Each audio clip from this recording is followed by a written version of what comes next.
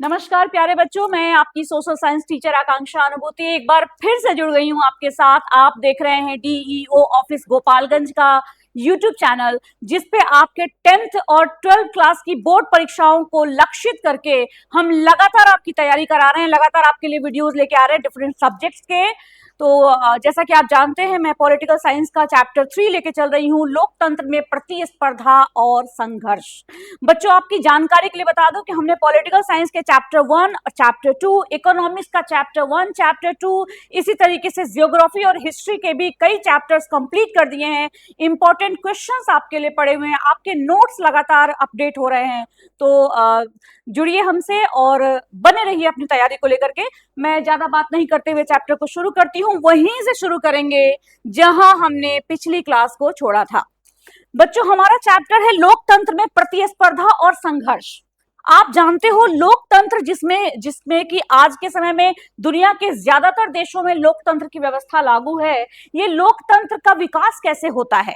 जब हम एक दूसरे के साथ मिलकर के अपने हितों के लिए संघर्ष करते हैं, सरकार का ध्यान अपने अलग मुद्दों की तरफ दिलवाते हैं, अपनी मांगों की तरफ दिलवाने के लिए हम अलग अलग तरीके से विरोध प्रदर्शन करते हैं, मांग करते हैं, शांतिपूर्ण तरीके से अपना आंदोलन करते हैं। तो इससे लोकतंत्र में कैसे प्रगति होती है, कैसे मूल्यों का विकास होता है, इसको हम लगातार देखते आए हैं। इस चैप्टर में हमने अभी तक दो बहुत महत्वपूर्ण आंदोलनों के बारे में पढ़ा है बच्चों। 1974 का बिहार छात्र आंदोलन और इसी तरीके से उत्तराखंड में होने वाला चिपको आंदोलन। तो जैसा कि आप जानते हैं स्टूडेंट्स, ये दोनों ही आंदोलन ऐसे थे जिन्होंने सरकार का ध्यान बहुत ही महत्वपूर्ण मुद्दों की तरफ लाया। 1974 के छात्र आंदोलन के बारे में आप जान चुके हैं कि जयप्रकाश नारायण जैसे लोक नायक हमारे देश को मिले, जिन्होंने संपूर्ण क्रांति का नारा दिया। एक अहिंसक आंदोलन से शुरू करके पूरे देश में इस आंदोलन की ज्वाला फैली। और आपको पता है कि आजादी के बाद पहली बार जो चुनाव हुए, उन चुनावों में कांग्रेस की सरकार हारी और जनता पार्टी नाम की एक नई सरकार पहली बार हमारे देश में बनी, है ना। तो हमने देखा है छात्र आंदोलन के एग्जाम्पल से कि किस तरीके से आंदोलन सरकारों को बदलने का काम करते हैं, जनता को जगाने का काम करते हैं और लोकतंत्र के विकास का कार्य करते हैं। दूसरा हमने जो आंदोलन देखा वो था चिपको आंदोलन, जो कि पर्यावरण से जुड़ा हुआ आंदोलन था और एक बड़ा ही आप समझिए रोमांचक आंदोलन था, जिसमें कि आप जानते हो कि जब खिलौना बनाने वाली कंपनियों को, खेल की वस्तुएं बनाने वाली कंपनी को उत्तराखंड के एक स्थान पर वन काटने का, जंगल काटने का, पेड़ काटने का अधिकार दे दिया गया, तो कैसे वहां के जो ग्रामीण थे उन्होंने आकर के पेड़ों को पकड़ लेना शुरू किया और जब कटाई करने वाले आए तो कहा कि पेड़ के साथ हमें भी काट डालो, पेड़ों से हम चिपक जाएंगे। और ये इस बात का उदाहरण था कि मनुष्य आज भी प्रकृति के कितने निकट है, क्योंकि प्रकृति हमारे जीवन के लिए एक बहुत ही महत्वपूर्ण चीज है। तो पर्यावरण से संबंधित ये आंदोलन था, आपने देखा, और ये कितना सफल रहा ये आंदोलन। पर्यावरण से संबंधित आजादी के बाद का पहला सबसे बड़ा आंदोलन, जिसके द्वारा आप देखोगे कि हिमालय क्षेत्रों में सरकार के द्वारा 15 वर्षों तक वनों की कटाई पर रोक लगा दी गई। तो इसके साथ ही बच्चों, इन दोनों आंदोलनों के साथ अगली कड़ी में हम देखते हैं हमें कौन से आंदोलन के विषय में पढ़ना है। तो जैसा कि आप जानते हो, ये पूरा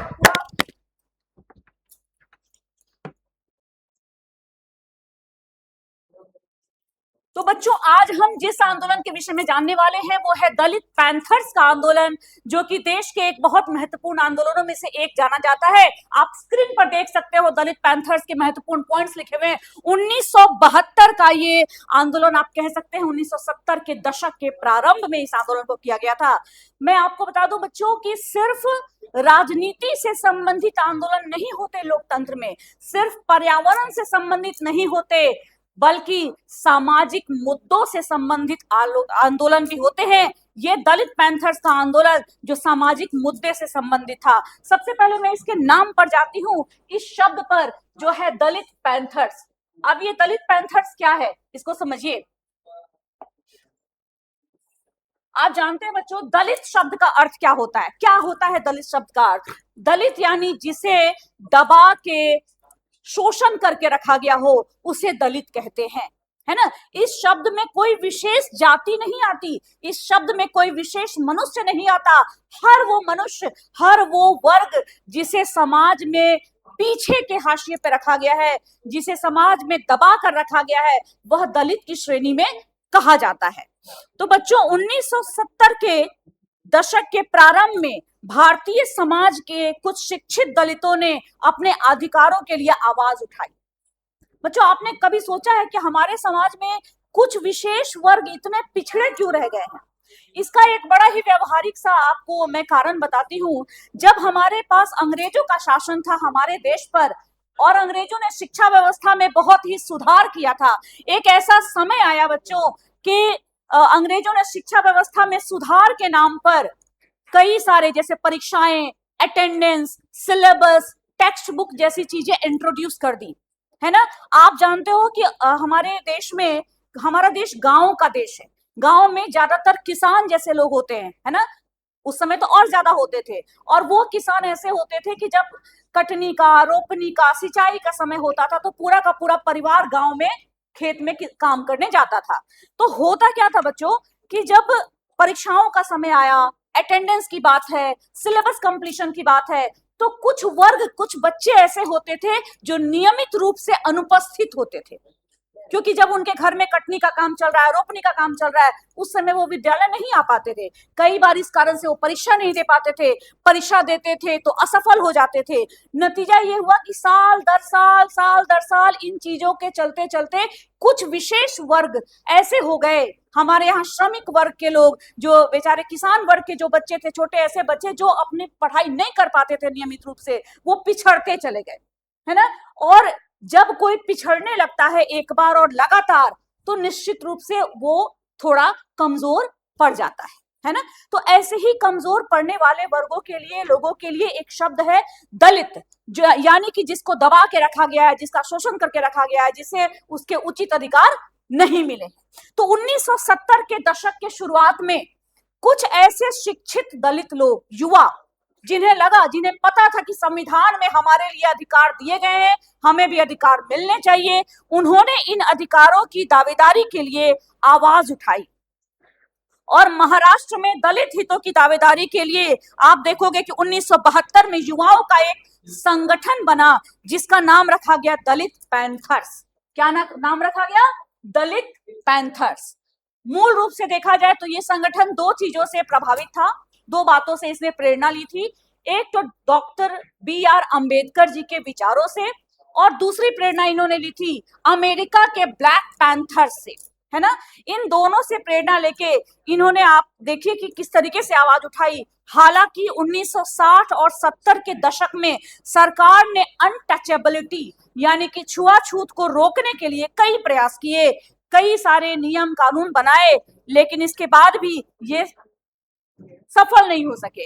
ये अनटचेबिलिटी, छुआछूत, भेदभाव हमारे देश से, हमारे समाजों से सफल खत्म नहीं हो सका। अच्छा, इसका क्या कारण था खत्म नहीं होने का? जिस तरीके से नियम कागजों पे बना दिए जाएं, लेकिन अगर हम उसको व्यवहार में नहीं लाए, जैसे आप समझो, आप अपने घर में, आप बोर्ड परीक्षा की तैयारी करनी है आपको, कई बार आप रूटीन बनाते होगे, कई बार आप सोचते होगे मैं इतने घंटे ये पढ़ूंगा, इतने घंटे मैथ, इतने घंटे साइंस, इतने घंटे सोशल साइंस, लेकिन कागज पे बना के रख लेना और बात है, और उसके अनुसार आचरण करना, उसको अपने दैनिक जीवन में उतारना, उस रूटीन को फॉलो करना अलग बात है। तो बच्चों यहाँ भी कुछ ऐसी ही स्थिति थी, ऐसा ही सिस्टम था कि सरकार प्रयास तो कर रही थी, लेकिन ये चीजें जमीन पे नहीं आ रही थी, लोगों के व्यवहार में नहीं उतर रही थी। नतीजा ये हुआ कि दलित पैंथर्स ने इसके लिए आवाज उठाई, इसके लिए अलग अलग तरीके से इन्होंने अपना प्रतिरोध रखा, सरकार के पास अपनी बातें रखी, और यहाँ आप देखोगे कि कई सांस्कृतिक तरीके अपनाए गए। बड़ी ही रोमांचक सी बात है कि इस समय कविताएं लिखी गई, कहानियां लिखी गई, साथ ही साथ आप देखोगे नुक्कड़ नाटक का प्रयोग किया गया, साहित्य की विभिन्न विधाओं का प्रयोग किया गया, ताकि समाज में एक सकारात्मक, एक समानता का एक बेहतर संदेश दिया जा सके। तो इस आंदोलन के बारे में आप देखोगे कि संविधान में मिले हुए आरक्षण और अधिकारों को जमीनी स्तर पर लागू कराने के लिए कड़ाई से लागू हो, जाति प्रथा का सिस्टम जो है वो समाप्त हो सके, इसके लिए इस आंदोलन ने प्रयास किया। और इन आंदोलनों के दबाव में आकर के आप देखोगे कि बाद में 1989 में सरकार ने एक अत्याचार निवारण कानून के नाम से, अत्याचार निवारण अधिनियम के नाम से, एक बहुत ही कड़ा कानून, जिसे हम आम बोलचाल की भाषा में SC/ST एक्ट कहते हैं, इसको बनाया। यहां आपको बता दो बच्चों कि यहाँ पर जो दलित की परिभाषा इस आंदोलन के लिए जो थी, अनुसूचित जाति, अनुसूचित जनजाति के लोग, जो बेचारे भूमिहीन किसान थे, जो मजदूर थे और जो शोषित महिलाएं थी, वे सभी इसी कैटेगरी में इस आंदोलन के दौरान आते थे। मैं आपको यहाँ पे बताऊं बच्चों कि लोगों ने कविताएं लिखी, कहानियां लिखी, जिसमें से एक कविता यहाँ मैं आपके लिए लेकर के आई हूं, जिसको लिखा था नामदेव ढसाल जी ने। नामदेव ढसाल जो कि मराठी भाषा के कवि थे, इन्होंने मराठी भाषा में इस कविता को लिखा था। हालांकि मराठी भाषा को अगर हम यहाँ पर बताएं तो शायद मैं उतने बेहतर तरीके से बता ना सकूं और आप उतने बेहतर तरीके से उसको सुन न सके, समझ न सके, इसलिए मैं इसका हिंदी रूप आपको सुना रही हूं। बच्चों, कविता का नाम था चलो उस राह पर। चलो उस राह पर। कविता क्या है? देखो कविता कितना बढ़िया संदेश देती है समाज को कि चलो हम सब मिलकर उस राह पर चलें, चलो हम सब मिलकर उस राह पर चलें जहां न कोई ऊंचा हो न कोई नीचा हो। चलो हम सब मिलकर उस राह पर चलें जहां न कोई ऊंचा हो न कोई नीचा हो, जहां हर इंसान को इंसान समझा जाए, जहां हर इंसान को इंसान समझा जाए और हर चेहरे पर एक जैसी मुस्कान हो। देखो कितना सुंदर संदेश, समानता का, आपसी सामंजस्य का, सद्भाव का संदेश देती हुई कविता है कि चलो हम सब मिलकर उस राह पर चलें जहां न कोई ऊंचा हो न नीचा हो, जहां हर इंसान को इंसान समझा जाए और हर चेहरे पर एक जैसी मुस्कान हो। और आगे कवि कहते हैं कि सूरज की किरणें किसी एक के लिए नहीं होती, सूरज की किरणें किसी एक के लिए नहीं होती, हवा और पानी पर सबका एक जैसा हक है। सूरज की किरणें, प्रकृति भी भेदभाव नहीं करती है ना, सूरज की किरणें किसी एक के लिए नहीं होती, हवा और पानी पर सबका एक जैसा हक है। तो फिर क्यों कुछ लोग महलों में रहते हैं?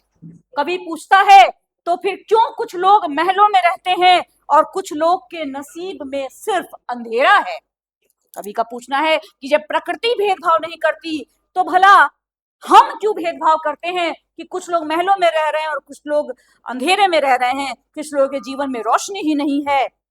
और तब कवि कहते हैं कि आओ, कवि आमंत्रित करते हैं, कवि ललकारते हैं हमें, कवि हमें प्रेरणा देते हैं कि आओ हम सब मिलकर एक ऐसा समाज बनाएं, आओ हम सब मिलकर एक ऐसा समाज बनाएं जहां किताबों में सबका ज्ञान लिखा हो, जहां डर की कोई जगह न हो, जहां डर की कोई जगह न हो और हर बच्चे के हाथों में एक सुंदर भविष्य हो, और हर बच्चे के हाथों में एक सुंदर भविष्य हो। इस कविता के माध्यम से आप देखिए कि कवि कहना चाह रहे हैं कि समाज कैसा होना चाहिए, समाज में किसी को किसी से डर नहीं होना चाहिए, कोई ऊंच नीच, कोई भेदभाव नहीं होना चाहिए और सबको पढ़ने लिखने का, सबको आगे बढ़ने का अधिकार मिलना चाहिए और हर बच्चा एक अच्छा भविष्य बना सके, इसके लिए भी उससे संभावना मिलनी चाहिए।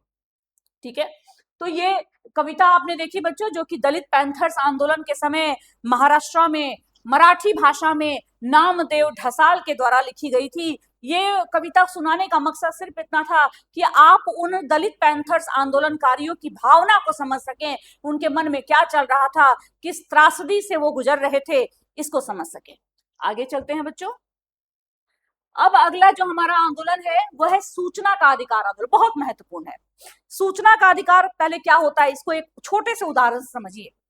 आप जैसे आप परीक्षा देते हो विद्यालय में, है ना, परीक्षा के बाद आपको रिजल्ट मिल जाता है, आपको इतने नंबर आए, लेकिन सूचना का अधिकार कहता है कि आप चाहें तो एक आवेदन दे करके ये रिक्वेस्ट कर सकते हैं कि आप अपनी कॉपी देखना चाहते हो कि आपकी कॉपी में कितने नंबर आए, क्या आपने सही किया, क्या आपने गलत किया, किस चीज पर आपको ज्यादा अच्छे मार्क्स मिले। तो ये सूचना का अधिकार है। मतलब मैंने उदाहरण दिया इसका, ये चीज आप किसी भी तरह के मतलब ऐसे समझो कि शासन में पारदर्शिता लाने के लिए, अगर सरकार कोई निर्णय ले रही है तो उसके पीछे क्या तथ्य हैं, उसके पीछे क्या काम है, क्या प्रक्रिया चल रही है, इसमें पारदर्शिता लाने के लिए इस आंदोलन को किया गया था, जिसके द्वारा सूचना का अधिकार आरटीआई कानून, आरटीआई 2005 में कानून हमारे सामने आया, हमारे लिए आया। तो चलिए इसको पहले इसकी एक छोटी सी कहानी है उसको समझते हैं, फिर आंदोलन के फैक्ट को जानेंगे। हुआ क्या कि राजस्थान में एक अकाल पड़ा था, लगभग 1990 के शुरुआती समय की बात है, शुरुआती दशक की बात है। जो अकाल पड़ा था कहां पर? राजस्थान में। वहां एक जिला है राजसमंद। राजसमंद में देवडुंगरी नाम का गांव है, जिस गांव में चूंकि अकाल पड़ा था तो सरकार का क्या कार्य था कि लोगों की सहायता के लिए विभिन्न प्रकार की चीजें उपलब्ध कराए।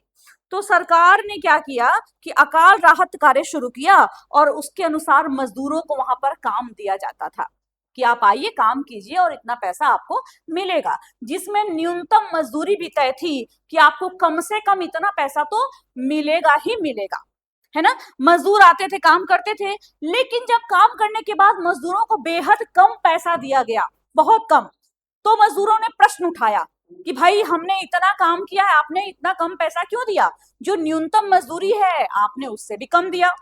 इस पर मजदूरों से कहा गया कि आपने काम ही नहीं किया। मजदूरों ने कहा कि ऐसा है तो हमें रजिस्टर दिखाइए, हम तो आए हैं, हमने तो काम किया है। अधिकारियों ने यहाँ पे कहा कि रजिस्टर दिखाना संभव नहीं है क्योंकि ये गोपनीय चीज है, तो ये आपको हम नहीं दिखा सकते। इसी घटना से शुरू हुई एक चीज कि इन लोगों ने जिला मजदूर किसान शक्ति संगठन बनाया, मजदूर किसान शक्ति संगठन MKSS बनाया। इसने इस आंदोलन का नेतृत्व किया और आप देखोगे कि सन 2000 में राजस्थान सरकार ने अपना आरटीआई एक्ट पारित किया। किसने? राजस्थान सरकार ने। कब किया? सन 2000 में। और ठीक 5 वर्ष के बाद यानी कि सन 2005 में केंद्र सरकार ने भी आरटीआई एक्ट 2005 को पारित कर दिया। इस प्रकार से हमने क्या देखा कि आरटीआई एक्ट का जो आंदोलन था आरटीआई का, ये भी सफल रहा। अगला आंदोलन हम पढ़ेंगे नर्मदा बचाओ आंदोलन। बच्चों देखो, आपने अभी तक जितने आंदोलन देखे सबके संदर्भ अलग थे, सबकी मांग अलग थी, सबके कार्य अलग थे, सबका तरीका अलग था, है ना। एक बात बड़ी अच्छी थी सब में कि सब शांतिपूर्ण तरीके से किए गए आंदोलन थे, क्योंकि वही आंदोलन सार्थक होते हैं जो शांतिपूर्ण और कानूनी तरीके से, संवैधानिक तरीके से किए जाएं, है ना। अब हम चलते हैं नर्मदा बचाओ आंदोलन पर। देखो, नर्मदा बचाओ आंदोलन जैसा कि नाम से स्पष्ट है, नर्मदा नदी से जुड़ा हुआ है। मूल रूप से ये आंदोलन एक शांतिपूर्ण जन आंदोलन था, जिसकी शुरुआत हुई थी 1885 ईस्वी में, 1885 में, है ना। नर्मदा नदी पर बहुत सारे बांध, बड़े बड़े बांध बनाए जा रहे थे और इन बांधों के बनने के कारण जो वहां के लोग थे उन लोगों के पर प्रभाव पड़ रहा था। जैसे आप समझिए कि नर्मदा नदी पर कई सारे बड़े बांध बनाए गए, जिनमें से एक बांध का नाम आपने जरूर सुना होगा, सरदार सरोवर बांध, ये भी बनाया जा रहा था। अब नतीजा ये हुआ कि इसके कारण हजारों हजार गांवों के डूब जाने का खतरा था। इस बात का खतरा था कि बांध बनेगा तो कई सारे गांवों को जान माल की क्षति होगी, लोगों को नुकसान होगा। नतीजा ये हुआ कि कई किसानों को, आदिवासियों को और बहुत सारे लोगों को अपनी अपनी जमीन और अपना घर छोड़ना पड़ रहा था। इसी कारण से इस आंदोलन को शुरू किया गया। मेधा पाटेकर, जो कि एक सामाजिक कार्यकर्ता के रूप में जानी जाती रही हैं, उन्होंने इसका नेतृत्व किया और इसमें क्या किया गया, इसमें अहिंसक तरीके से आंदोलन किया गया, धरने दिए गए, शांतिपूर्ण तरीके से प्रदर्शन किए गए, पद यात्राएं निकाली गई, रैलियां की गई और इस तरह से ये आंदोलन आगे बढ़ा। इसमें मांग क्या थी? मांग थी कि बांध बनाने के खिलाफ नहीं है। लोग कह रहे थे कि हम ये नहीं कह रहे कि आप विकास कार्य न करें, हम ये नहीं कह रहे कि आप बांध न बनाएं, आप बनाएं, लेकिन जिन लोगों की जमीन छीनी गई है, जिन लोगों का घर छीन लिया गया है, उन्हें उचित मुआवजा भी दिया जाए, है ना। यहाँ पर इन लोगों का कहना था कि जिनकी जमीन छीनी गई, जिनका घर छीना गया, उनको उचित मुआवजा भी मिलना चाहिए और उन्हें पुनर्वास मिलना चाहिए सही तरीके से। अच्छा, पुनर्वास का मतलब क्या? रिहैबिलिटेशन। रिहैबिलिटेशन मतलब क्या हुआ कि उनको उनके रहने की कहीं और पर जहां पे रह रहे थे वो तो आपने छीन लिया, तो उनको सही जगह पर रहने की व्यवस्था फिर से कराई जाए। ये सारी इनकी मांगे थी। ये आंदोलन आप समझ लीजिए कि इसने इतना चमत्कारी प्रभाव किया लोगों पर। सबसे पहली बात तो ये हुई कि लोग बहुत ही तरीके से जागरूक हुए। उन्हें समझ आया कि हमारे ऊपर मनमानी नहीं की जा सकती, हमारे पास भी कुछ अधिकार है, मानवाधिकार है, मौलिक अधिकार है, और इनके लिए हम आवाज उठा सकते हैं। इस आंदोलन ने ये सबक दिया सरकार को भी कि विकास का कार्य करें, लेकिन विकास के साथ साथ पर्यावरण का भी ध्यान रखें और जनहित का भी ध्यान रखें कि जनता के खिलाफ भी कोई काम न हो रहा हो। मात्र कुछ बांध बनने के लिए हजारों लाखों लोगों की जमीन, उनका घर बर्बाद हो रहा है, बेघर हो रहे हैं लोग। इस तरह की चीजें नहीं होनी चाहिए। और यहीं से आप देखोगे कि ये जो आंदोलन था भारत में पर्यावरण संरक्षण को लेकर के, पर्यावरण के हित में एक बड़ा आंदोलन बन के रह गया। और यही कारण है कि आज आप इसके विषय में पढ़ रहे हैं, है ना। देखो, नर्मदा बचाओ आंदोलन की एक तस्वीर है ये। आगे बढ़ते हैं। अब बच्चों हम थोड़ा सा विश्व के उदाहरणों को भी देखेंगे, अंतरराष्ट्रीय उदाहरणों को भी देखेंगे। हम चलते हैं बोलीविया। ये बोलीविया क्या है भाई? बोलीविया लैटिन अमेरिका का एक गरीब देश है, बोलीविया। यहां पर क्या हुआ कि यहां पर विश्व बैंक, वर्ल्ड बैंक ने प्रेशर दिया बोलीविया की सरकार पर, और बोलीविया की सरकार ने कोचबम्बा नाम के शहर में जल की आपूर्ति का, वाटर सप्लाई का जो अधिकार था, एक एमएनसी, एक बहुराष्ट्रीय कंपनी को दे दिया कि भाई लोगों के पीने के पानी की सप्लाई का जो काम है वो आपको करना है। अब बच्चों, आप इकोनॉमिक्स में इस चीज को बहुत अच्छे से क्लास 9th में भी पढ़ चुके हो कि किस तरीके से अगर प्राइवेट और सरकारी में क्या अंतर होता है। जब चीजें प्राइवेट हैंड में चली जाती है तो निश्चित रूप से वो प्राइवेट कंपनीज अपना लाभ देखती हैं, भले ही लोगों को उसका कुछ नुकसान हो, उससे लोगों को उतना लाभ न मिले, सुविधा न मिले। ठीक यही यहाँ भी हुआ कि तुरंत कंपनी ने पानी का किराया 4 गुना बढ़ा दिया, है ना। अब सोचो, पानी, जल, वाटर जो हमारे दैनिक जीवन का भाग है, बहुत महत्वपूर्ण भाग है। हम कहते आए हैं, सुनते आए हैं, पढ़ते आए हैं, जल ही जीवन है ना। जल के बिना जीना बहुत ही कठिन है, और उस पानी का किराया तुरंत एक ही साथ 4 गुना बढ़ा दिया। गरीब लोगों का तो मासिक पानी का बिल ही 1000 तक आने लगा। ये उस समय की बात है, और तब जबकि उनकी उस समय की औसत कमाई 5000 थी। तो क्या सोचिए, गरीब व्यक्ति अपनी कमाई का 5वां हिस्सा पूरे तरीके से पीने के पानी में दे, है ना। तो इनके लिए बड़ी ही मुश्किल हो गई। तब जनता ने इसके खिलाफ फेडेकोर नाम का एक संगठन बनाया और उसके नेतृत्व में ऐतिहासिक आंदोलन किया। पूरे शहर में हड़तालें हुई और नतीजा ये हुआ कि सरकार ने मार्शल लॉ लगाया। अच्छा, मार्शल लॉ क्या होता है पहले भी पढ़ चुके हो आप। क्या होता है मार्शल लॉ? मार्शल लॉ होता है कि पूरा का पूरा सिस्टम सेना के हाथ में दे दिया जाता है कि आप यहाँ पे चीजों को व्यवस्थित करें अपने हिसाब से। लेकिन जनता के भारी विरोध के कारण बहुराष्ट्रीय कंपनी को शहर छोड़कर भागना पड़ा और पानी की व्यवस्था दोबारा से नगर निगम को सौंप दी गई, है ना। तो ये बोलीविया का जनसंघर्ष था। देखिए कि चाहे वो बात भारत की हो, चाहे भारत के बाहर के किसी देश की हो, लोकतंत्र की ताकत है इसका संघर्ष, इसकी प्रतिस्पर्धा। तो ये रुकना नहीं चाहिए, ये कानूनी तरीके से, शांतिपूर्ण तरीके से होना चाहिए, और इससे ही लोकतंत्र के मूल्य और ज्यादा विकसित होते हैं। आगे बढ़ते हैं हम। अब देखिए, यहाँ पर एक और चीज के बारे में आपको पढ़ना है, भारतीय किसान यूनियन। अब ये भारतीय किसान यूनियन क्या है, इसको समझिए।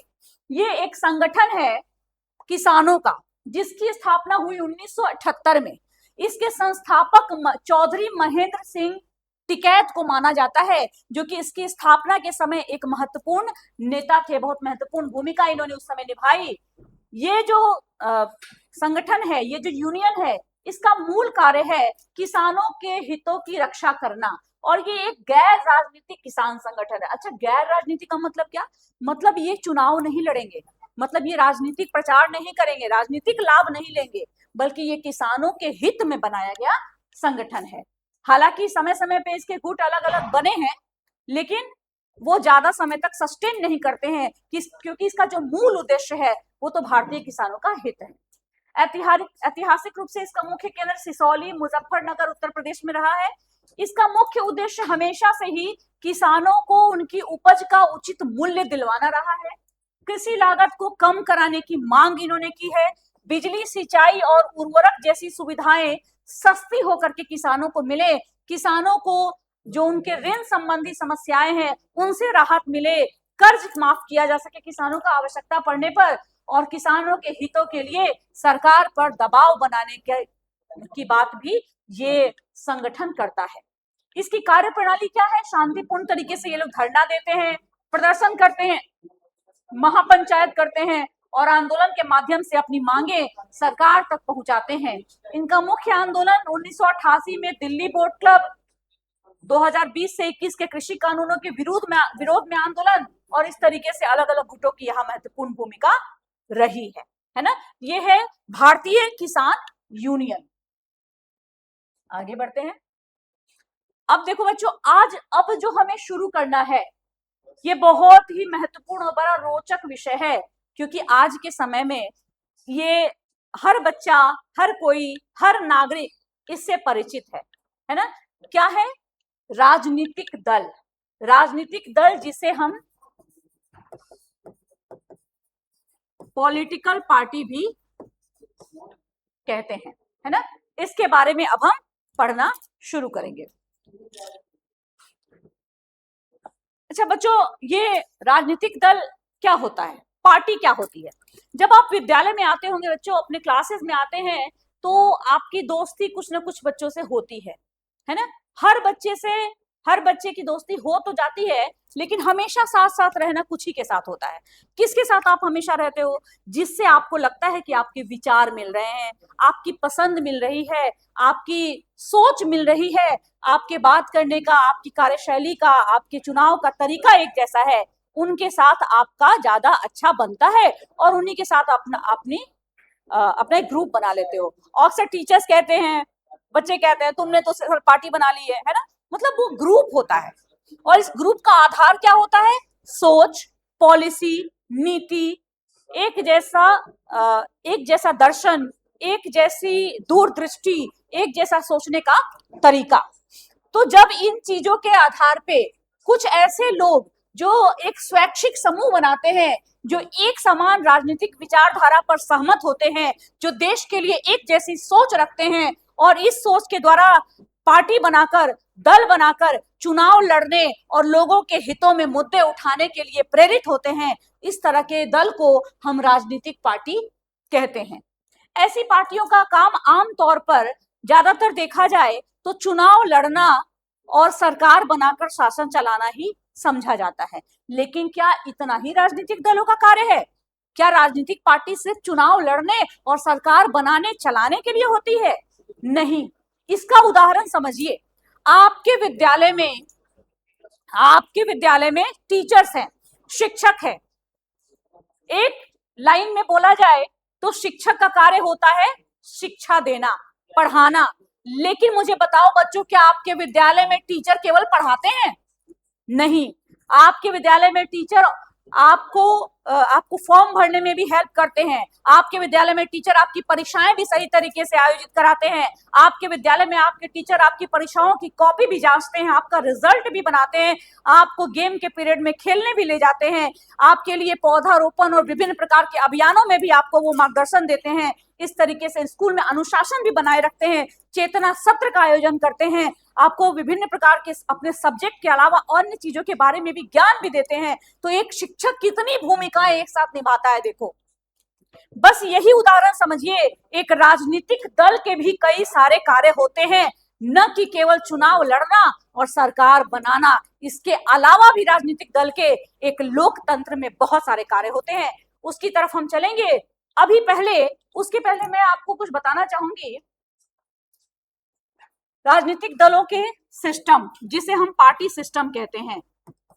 आमतौर पे लोकतंत्र में 3 प्रकार के पार्टी सिस्टम पाए जाते हैं। ये पार्टियों की संख्या के आधार पे है। पहला वन पार्टी सिस्टम, जिसे हम सिंगल पार्टी सिस्टम भी कहते हैं। दूसरा 2 पार्टी सिस्टम और तीसरा मल्टी पार्टी सिस्टम, है ना। एक एक करके तीनों को जानते हैं।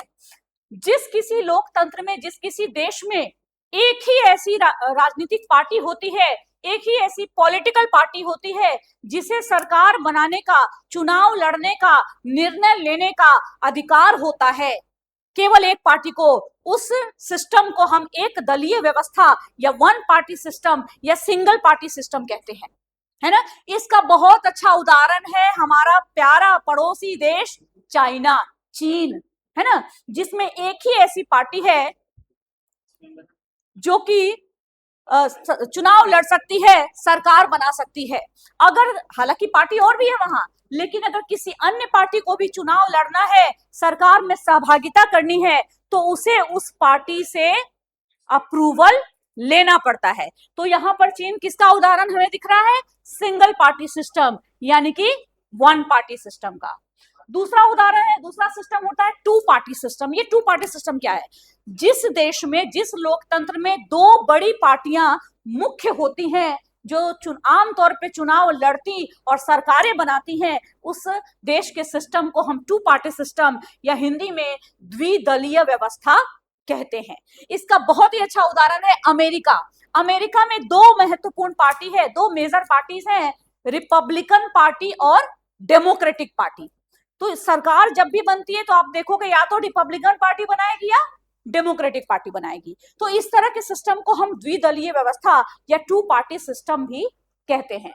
तीसरा जो सिस्टम है बच्चों, वो है मल्टी पार्टी सिस्टम, हिंदी में बोलेंगे बहुदलीय व्यवस्था। बहुदलीय व्यवस्था, इसका उदाहरण हमारा अपना देश, हमारा प्यारा भारत देश है। इसमें क्या होता है?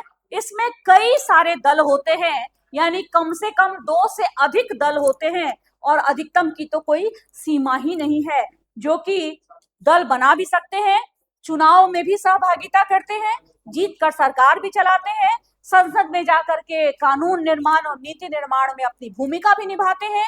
तो ये है बहुदलीय व्यवस्था। आप देखो भारत में ही कितने सारे दलों के नाम आपको याद होंगे। हमारी अभी जो पार्टी शासन कर रही है, हमारी जो सरकार की पार्टी है, उससे लेके हमारा जो विपक्ष है, विपक्ष में विभिन्न पार्टियां हैं, ये सारी पार्टियों के नाम आप आए दिन समाचारों में, समाचार पत्रों में, यूट्यूब के और इंस्टाग्राम के और विभिन्न वीडियोस में आप सुनते रहते हो, पढ़ते रहते हो, चर्चाओं में सुनते रहते हो। चाहे वो जदयू हो, चाहे वो राजद हो, चाहे वो भाजपा हो, चाहे वो कांग्रेस पार्टी हो, चाहे वो आम आदमी पार्टी हो, तो तमाम प्रकार की पार्टियां हैं जो कि आए दिन जिनके विषय में हम चर्चा करते रहते हैं, बात करते रहते हैं, पढ़ते रहते हैं। तो ये सारी की सारी पार्टियां बताती हैं कि भारत में कौन सा सिस्टम है, कौन सी व्यवस्था है? बहुदलीय व्यवस्था, मल्टी पार्टी सिस्टम, जिसमें कि एक देश में बहुत सारी पार्टियां हैं जिनके पास चुनाव लड़ने, जीतने और सरकार बनाने, नीति निर्माण में अपनी भूमिका निभाने का जिनको अधिकार प्राप्त है। ठीक है, इसके साथ अगली बात जो बताऊं कि किसी भी राजनीतिक दलों में बच्चों कुछ घटक होते हैं। क्या घटक होते हैं राजनीतिक दल के? अच्छा, ये घटक क्या होता है? घटक यानी कि जैसे आप ऐसे समझो, आपने चाय पी होगी या चाय बनाई होगी। चाय बनाने के लिए आपके लिए महत्वपूर्ण घटक क्या है? चाय की पत्ती तो होनी ही चाहिए, है ना। दूध की चाय बनानी है तो वो भी होनी चाहिए, मीठी बनानी है तो चीनी भी होनी चाहिए, अगर थोड़ा सा उसमें पानी भी मिलाना है तो पानी भी होना चाहिए। तो ये सब चाय को बनाने के घटक हैं, चाय के घटक हैं। इसी तरीके से राजनीतिक पार्टियों के भी कुछ घटक होते हैं, 3 महत्वपूर्ण घटक होते हैं। एक को जो हम बोलते हैं मुख्य नेता, दूसरे होते हैं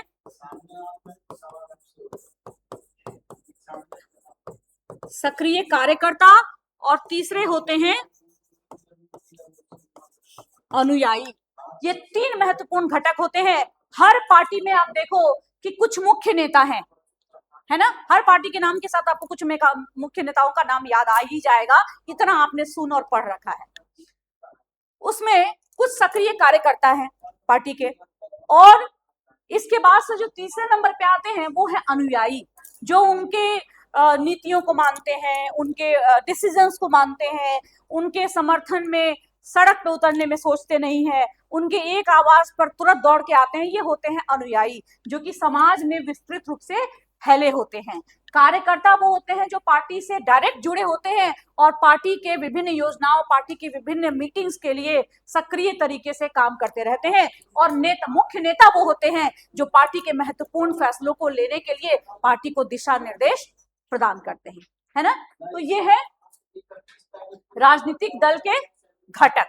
तो बच्चों हमने क्या क्या पढ़ लिया, हमने राजनीतिक दल की परिभाषा जान ली, राजनीतिक दलों की व्यवस्था के विषय में जाना और इनके महत्वपूर्ण घटक के विषय में भी जाना। अगली क्लास हमारी जब होगी बच्चों तो हम इन राजनीतिक दलों के कार्य के विषय में जानेंगे और साथ ही साथ हम ये भी जानेंगे कि राजनीतिक दलों के मामले में क्या चुनौतियां हैं, किन किन स्तरों पे इसमें सुधार की आवश्यकता है और आपके और हमारे जैसे आम नागरिक इसमें कहां तक अपनी भूमिका निभा सकते हैं, है ना बच्चों। साथ ही हम ये भी समझेंगे कि लोकतंत्र में इन राजनीतिक दलों की क्या आवश्यकता है।